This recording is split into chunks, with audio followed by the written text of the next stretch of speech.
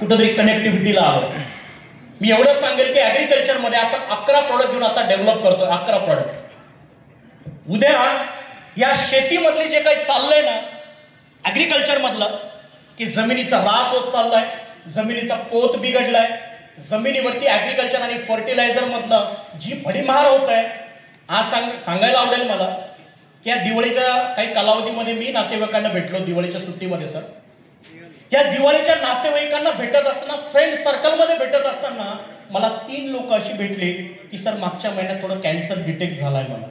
कोणी म्हणतो घशाचा झाला, कोणी म्हणतो आतडीमध्ये झालाय सर, कोणी म्हणतो कुठेतरी गाठ झाली ती कॅन्सरमध्ये रूपांतरित झाली, कोणाचा तरी इथं हाताला गाठ होती, हाताला ती कॅन्सरमध्ये रूपांतरित झाली.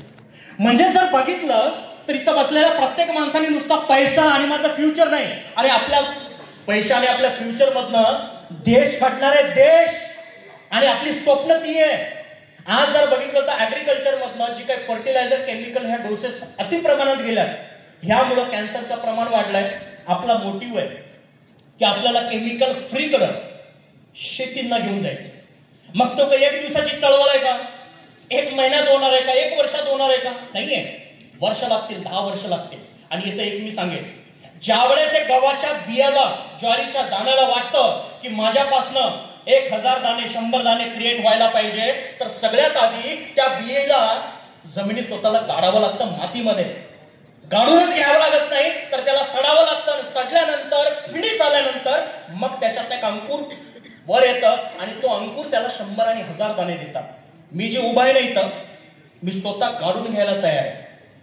इथं जे बोलतोय ना, मला माहिती इथं काय काय थ्रेट आहेत, काय काय प्रॉब्लेम आहेत, काय काय फिनिश करावं लागणार आहे.